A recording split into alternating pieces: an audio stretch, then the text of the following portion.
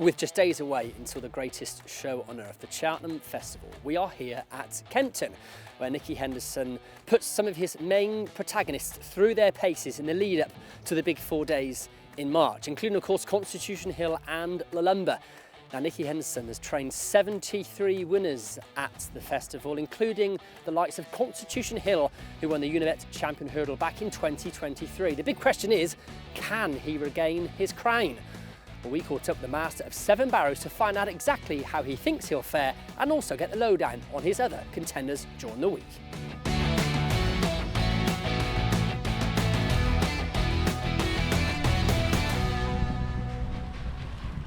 So here we are with Nicky Henderson, our Unibet ambassador, just days away from the biggest show on turf, of course, the Cheltenham Festival, and very much looking forward to it, as I'm sure you are. It's a tense sort of week, but I'm sure for you, Nicky, it's an enjoyable time as well. Once it starts and you get there, it's enjoyable. Yeah, the bit before it's quite tense. I think everybody will be pleased when it's sort of the preps are over and the show begins. And are you pleased with the lead you've had to this year's festival? Has everything sort of gone as you'd hoped? It has, touch wood. I mean, they've been good. And, so far you'd be very happy with the way the horses are as a whole, whereas we know where we were last year. We were distinctly unhappy with where they were. We were struggling to get them there and obviously didn't run a lot of them, whereas this time, if we could just hold it where we are now, we'd be thinking we're coming in a good place. But with obvious exception, and the one disaster is losing Sergino, who hopefully will be back. He's still struggling a bit, but we need him back for next year. But not having him on this squad is disappointing because he would just add quite a bit of flavour to it. We've saddled 73 Cheltenham Festival winners. You are the leading UK-based trainer. You were until quite a few years ago the leading trainer overall until Mr. Mullins came and spoiled that party. The Unibet Champion Hurdle is a race you've got a fantastic record and you've won it 9 times before. We'll start with Constitution Hill. It appears that everything has gone much better than what you were in the lead up to last year's race, albeit of course he didn't run in the end. Yeah, last year, to be fair, the year started. It started actually with a fighting fifth last year, being abandoned. Then he came to Kempton for the Christmas hurdle. That was fine. Everything was great, but we were trying to go to the Unibet hurdle and he couldn't run because his scope was wrong. And then we were coming back into the champion hurdle. We thought we were all right. Kempton Gallop went disastrously wrong and he was sick after that. Then we got going and he got colic, and by the end of the season we'd missed everything and he looked dreadful. Thankfully, he had another great summer with Charlie and Tracy Vigers, and bless her, she used to adore having him there. But he came in back looking really great, changed a few things around him, like his house, built him a new hotel to live in. And to be fair, 1 or 2 things, he did have a wind operation last summer as well. I do think that's probably helped. But in fact, I know it has. And Christmas hurdle, we weren't ready for the fighting fifth, so Sergino went and came off the subs bench to do that, which was great. Then he came here to Kempton for the Christmas hurdle. It was great. That was the day I was expecting. He could have got beaten that day. But to be fair, Lossiemouth probably didn't quite turn up herself either, so we got away with that. And then I've got to say my original intention was we don't need to do that again. We'll go straight to March. But he was just so well after it. You couldn't not go and take in the Unibet hurdle. And he had a lovely time. I mean, he ruined one of Cheltenham's hurdles, but that doesn't matter. He was terrific. And again, I wasn't really intending in coming to Kempton for a gallop, but he did a bit of work at home on Friday, and Nico felt it was still doing good, so he came and did that as well. From what point of view did you and Nico think it would be a good idea to come for a racecourse gallop? I think it amuses him as much as anything. I mean, I knew he was going to have to do about another 4. He'd need another 4 gallops probably at home to get here. They can become fairly monotonous. I know he loves doing it, and he's very good at sort of telling young whippersnapper, young horses that they're not very good as he just goes straight past them. He probably enjoys it to a degree because he loves his work and he loves his life, I think. But, you know, a day out like this does him the world of good. And it wasn't as if none of them were having a hard time. He certainly didn't have a hard time. He just had his usual bit of a laugh and a giggle. And like Sammy Tristan Davis said, when he goes past you, by gum, you know something's gone past you.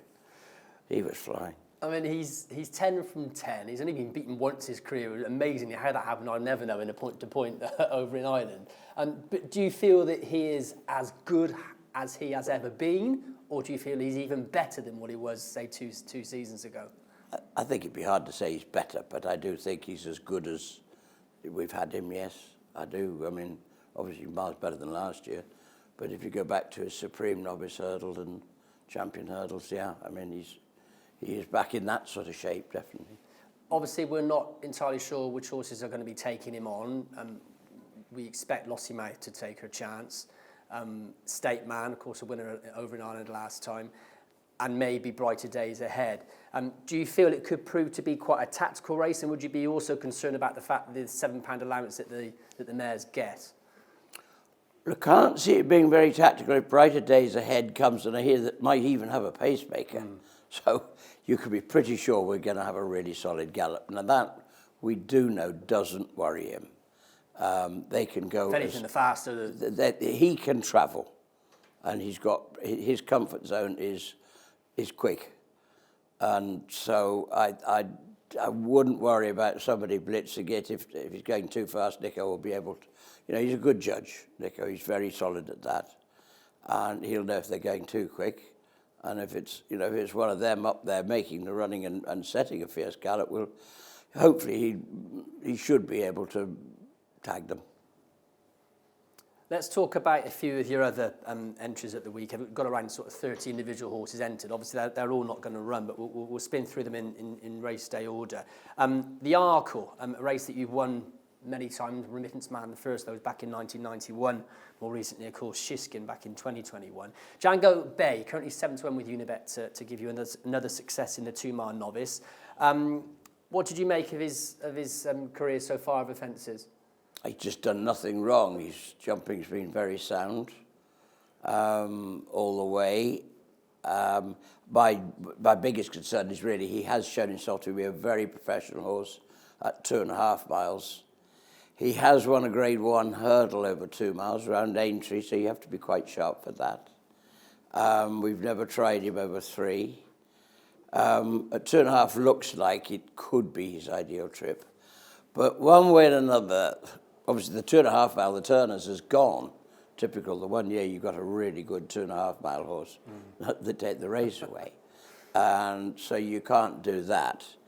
That's where he would be if in last year's programme he'd have run in that 3 miles. Well, then you go you start bumping into Ballyburns and horses like that when you go to 3 mile road. So I think without Sagino, and that's where he was heading, and therefore obviously Django didn't really need to be taking him on. But now he can't be there. Interestingly, it's actually another 5-year-old of JP's mares. I think we're going to drop him back to 2 miles, and I mean he's sharp enough for that.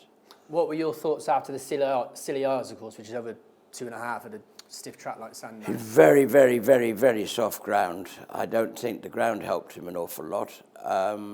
Nick said, there were various times earlier in the race he didn't even, down by the pond, 3 to jump, he wasn't going well enough to win, but he's tough. He just got bogged down a bit in places, and I think he's enough speed. I think he's sure to be up there. But his jumping, if he can hold that together as he has done so far, his jumping could hold him in pretty good stead. And another good plus as well, he has won at the course, albeit over 2.5, so he has at least got some experience around those fences. No, I think he's, I'd probably prefer a bit further, but under the circumstances, it's an open enough race. Now, the Mares' Hurdle is also on the first day at Cheltenham. You won it with Marie's Rock back in 2022. Now, Joyeuse, obviously a question mark whether she may be supplemented, but at this stage, which way are you thinking? May she get given a supplementary entry?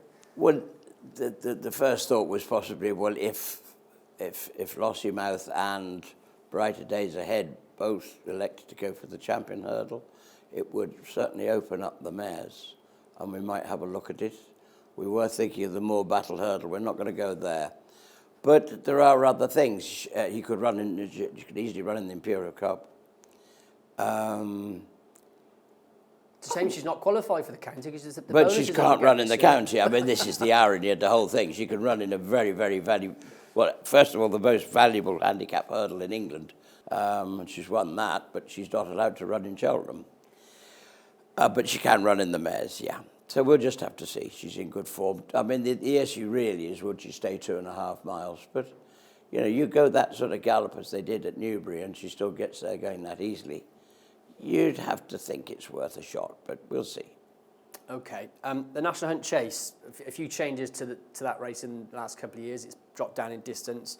Also open out to conditional jockeys as well. You've got Ideal de Boer's entered in the race, a 40-1 shot with Unibet. Is he like to take his chance? Well, if you saw him here on Saturday, he'd be 400-1 because I don't know what went wrong, and I can't find out what went wrong. I was rather...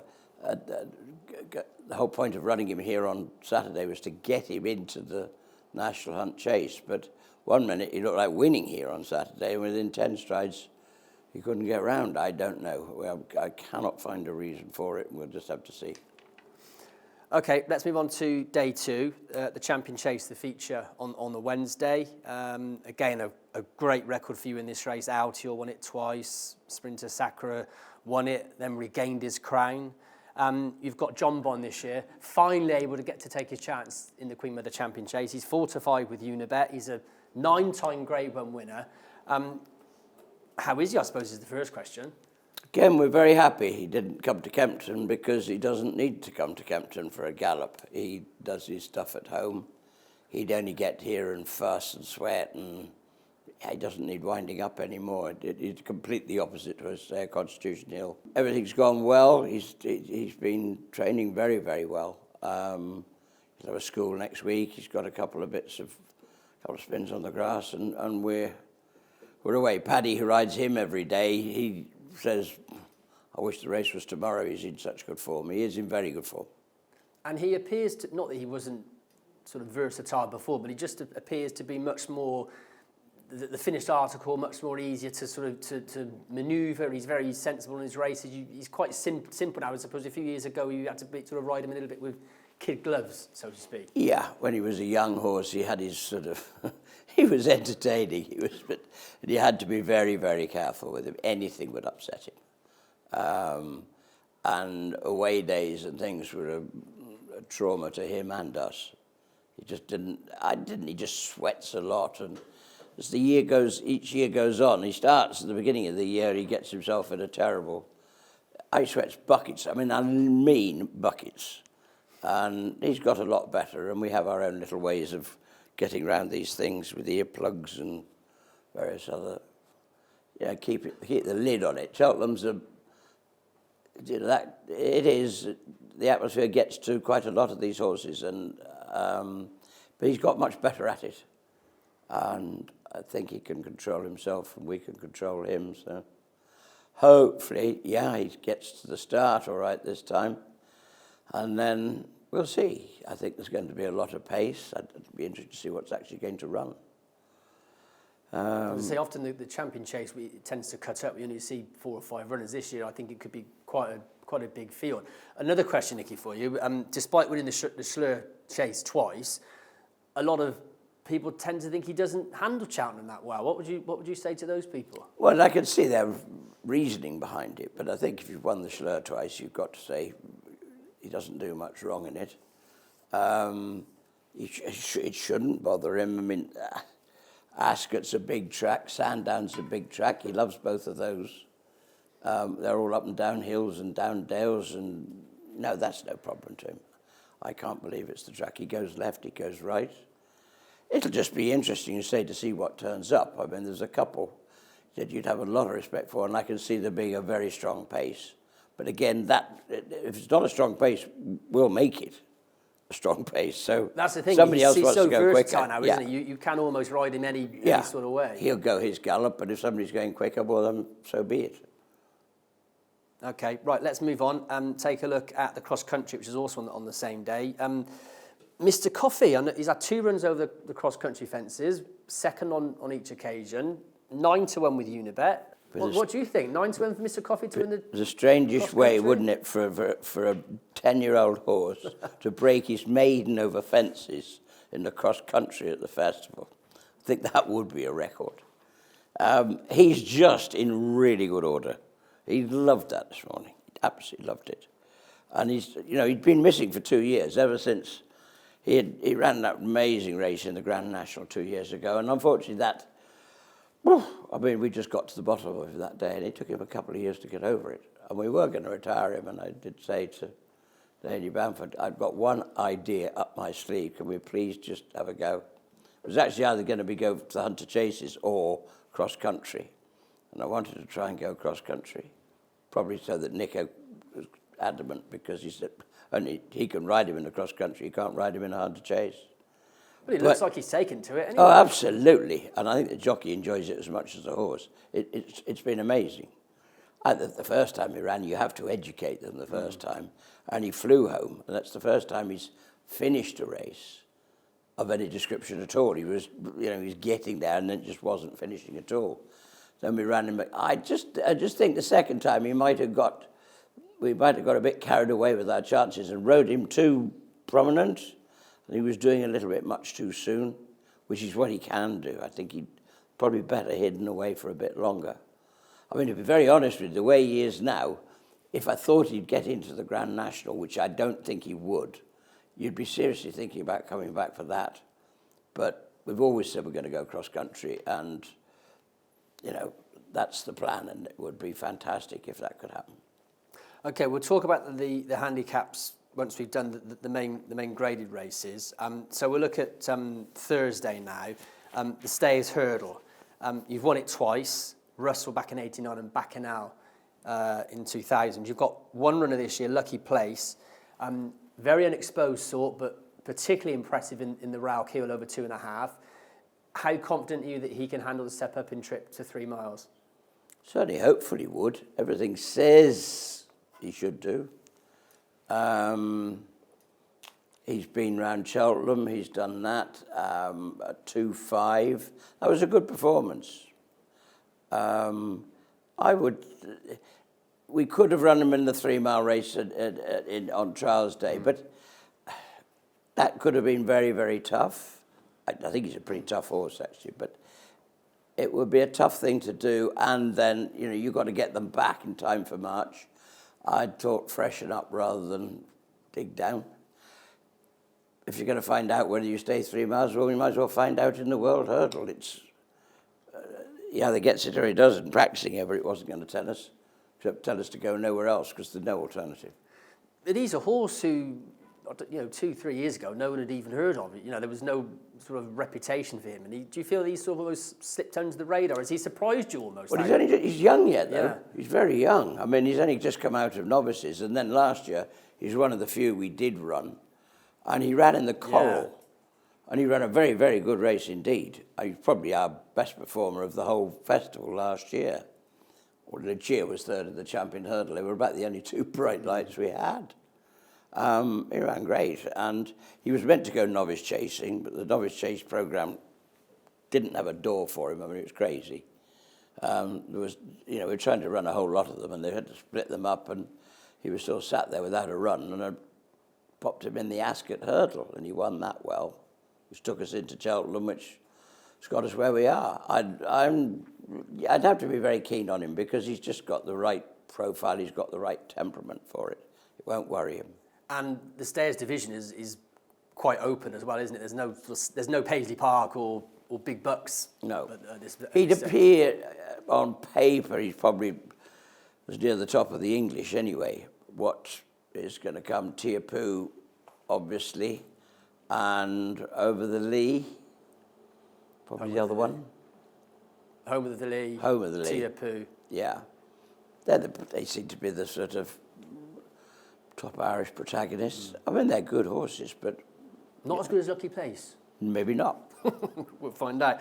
Again, we'll stick with it with the big guns, and then we'll move on to the handicaps. The Triumph Hurdle. This is a race you've got a particularly good record in, Nicky. You always tend to follow your juveniles. We've seen Lulamba and Palladium both have a little gallop round Kempton prior to this.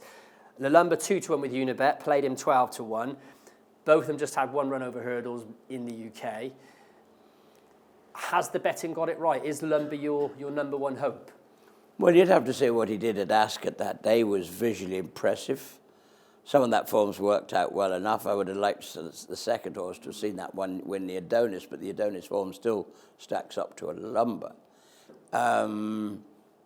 He's just got a very good, wonderful, laid-back temperament. He's only had 2 runs in his life.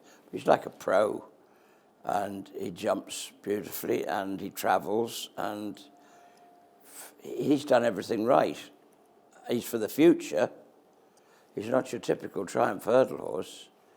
But on the other hand, you know, he deserves to go there, and I think he probably deserves to be favourite. I mean, for once, we don't know what's coming from Ireland, but the Willie Mullins Racing Festival didn't seem to throw up anything very terrifying. I'm sure they've got plenty. The English look probably better. Old India Dock, East India Dock. That'll be a double East India Express and East India Dock, both coming in at Cheltenham. How about that? He does look quite good. He goes a good gallop, so there's going to be a hare. I just think he's a thorough horse. He's a chaser virtually for next year, but we'll see what happens. Obviously, Sergino didn't get his chance to run in the race last year, but can you make any comparisons with the two at this stage, 2 weeks before Cheltenham? Well, I can, because I couldn't tell you Lulamba is a certainty. If Sergino had got fit and well into the Triumph Hurdle last year, he would have been a certainty. I mean, I haven't seen many better 4-year-olds than he was at the time. He's very, very good. Sadly, he's not with us this year either, so he's missed 2 Cheltenhams out of 2, but one day we'll get him there. So what can you tell us about Palladium? You had him entered in the Adonis. You decided not to run. What was the reasoning behind that? Well, one was the reason and one was the outcome, because if I'd have brought him here, I wouldn't have run him, because that ground was horrible on Saturday. And luckily I put Lulamba was in the race as well, and we ummed and ahed which way to go, what to do, and finally decided just at the end of the day, do we need to do this? And our answer to that was no, we don't. You're too close to Cheltenham.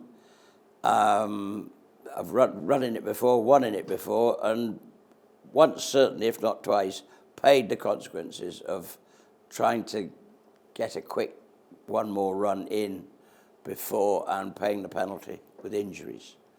And just didn't need it. Lulamba, we never really thought about running him again.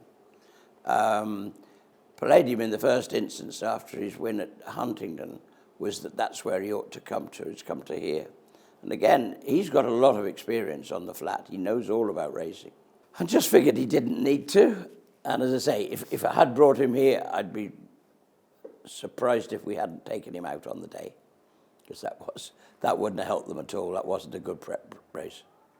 I was at Huntingdon when he made his debut, and there were a few people, that wasn't quite impressive as we hoped, because of course he cost a few quid. What were your thoughts after that?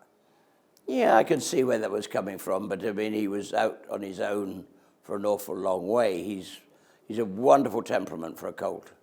Laid back and doesn't fuss about anything. Eats, sleeps, drinks, works. A charming horse, absolutely, and a beautiful looking horse too. I mean, the idea is one day he's going to be a stallion. Is that something that's in the back of your mind, though?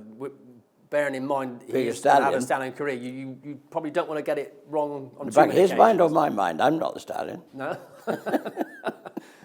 But for his career, of course he is. I mean, he's great. He's won a Group 1 on the flat. Yeah. And he's won a maiden at Huntingdon. That's on his CV. So there you go.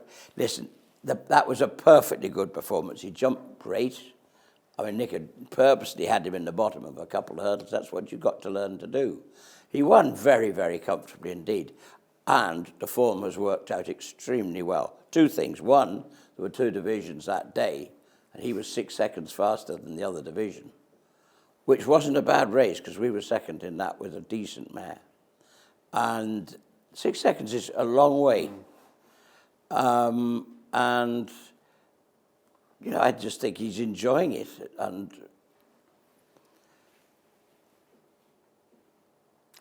I don't see why he shouldn't. I really don't. So, can we assume that Nico de Boer will ride Lulamba, or is that still? We haven't. We've never really discussed it. I mean, he would have. You know, if he had run in the Adonis, Nico would have ridden him there and been able to ride both horses. James knows both horses anyway, so it doesn't. That's not something that worries me. I mean, I know it'll change the profile of both horses if suddenly there was a Nico rides Palladium sort of thing, and one's, as you say, 2-1 and one's 12-1. It would be a bit of a surprise, I suppose, but it's something that doesn't worry us. And looking further down the line, what do you anticipate doing with Palladium? Well, I don't think he'll do it again. Certainly not this season. I think the idea would be to go back to the flat. Because someone said you fancied a trip down to Flemington in November. Well, I would, but I mean, I think he'd probably be in the hands of, you know, the flat boys will take over it after we've finished our bit, I suspect. Okay, right. Okay, let's get stuck into the handicaps. You've got the County Hurdle, the Potemps, the Martin Pipe as well. I'll just give you a few names and you can tell me what you're sort of thinking at this stage. In Post 12, we saw him work at Kempton this morning. He's entered in the Coral Cup and a few others as well. Impressive at Newbury back at the Hennessy meeting. We haven't seen him since then. Has that been the plan? Well, no, it wasn't, because the Lanzarote was always the plan. There was a £100,000 race this year, and of course we lost it to the frost. That was the route was Newbury, Kempton, here, Cheltenham, and that was simple, 2.5 miles. So he would be Coral. I suspect he's going to be in the Martin. He is in the Martin Pipe as well, but he's just very laid back. He shows you nothing at home at all, absolutely nothing. But he's enjoying his racing. Okay, we'll stick with the hurdlers and then we'll look at the chasers. Jericho de Repine, qualified for the Potemps. Potemps, I would think, almost certainly. Might just pop some cheek pieces on him. Yeah. What do you make of Jericho now? Because this time last year he was your main supreme hope. Well, early in the year he was, yeah. He fell out of it a bit in the end. He's still a beautiful horse and he's a lovely horse. We went to go novice chasing and that was a disaster at Sandown. He completely blew the lid off the kettle before the race in the saddling boxes. Shouldn't have run it. I mean, we ummed and ahed whether to even go down to the start, but we were all there and AP was there and we ummed and ahed and he went down to the start and he never got into a rhythm in his jumping, which has been brilliant at home. I mean, he looks a chaser. He should be chasing. Be very disappointed and surprised if he isn't chasing next year. So that is something you'll have a look at again? Yeah, but there was obviously no point in going down that road after Christmas. So we popped him in the Potemps qualifying. It's amazing how green he was in that race. I think he'd have learnt a lot from that. He was in the ruck and the maul of some ghastly ground and a lot of horses, and he was just very green about the whole thing. But I think we can sharpen up a fair bit on that. And that was his first run over 3 as well, wasn't it? It was, so yeah. Yeah, it was a little bit of guesswork in it, but I think he got the trip all right. Okay. Beau Zenith is an interesting contender. A winner of 3 races from 7 starts. You've got him in the Martin Pipe as well as the Coral Cup. Again, we've seen him work this morning. What do you think? Coral is the plan, yeah. Yeah, okay. Yeah, it always has been, to be fair. Okay. And he loves soft ground. I mean, we took him out a couple of times because the ground was too good. No Ordinary Joe. He turns up every year. He'll turn up in one of them, yeah. He ran very well the other day. Yeah, I did. I pleased him. And I see he was ridden by Callum Pritchard at Warwick. Is that a sort of mention towards No, it wasn't, because what happened on the day, Freddie Gordon got ill, and I was going to claim off him, so we continued to claim off him. Right. And so he was called up. That wasn't a sort of... That wasn't practicing for the Martin Pipe or anything, okay, no. Fine. No. Captain Morgs, he always turns up. Where he turns up, he'll turn up in one or the other, yeah. Yeah, okay. Keep it nice and I mean, if simple. we've got 4 and 5, we'll equal it up. It Yeah. won't make a lot. It's interesting, do you know, the Martin Pipe probably has a better record of producing a lot of very, very good horses come out of both these races. Gold Cup winners, champion hurdle winners. Yeah. They do. And it's amazing what turns up. And you mentioned poor old First Street, it was earlier in the week. He got beaten in the county hurdle, giving £2 to an unknown Irish horse. He got beaten 2 lengths, giving £2 to State Man. And that's how competitive these, and that's why they jumped the thing so you've got to run 5 times, because it would have actually, it will keep a few of them out of it. Yeah. But that's how competitive they be. And the Martin Pipe has historically produced a lot of very, very good horses. You actually won the first ever running of the Martin Pipe. What was that, Utopia Day Board? No. 2009, horse called Andy Town. Andy Town, good Lord, that was the first running of the Martin Pipe. Now, talk about the Martin Pipe. The shortest price of your runners, you've got lots of entries in it, is East India Express, 129, 2 from 2 this season. One of them here at Kempton, the other Ascot. Last of those was on Boxing Day. Freddie Gordon was in the plate. I mean, it all bodes well, doesn't it? Well, but it's obviously he's going to stay on it. We'll run in that because he knows him. He's won on him twice, which is great. Horse as well. I mean, he's in very good form. They've had a great fun season with him and keep it rocking. What about La Pinsonniere? You've got her in the mares and you've also got her in the handicaps as well. Is she likely to run at Cheltenham? She'll go somewhere. I've got a little plan where she could run in a mares race next week, which takes her into...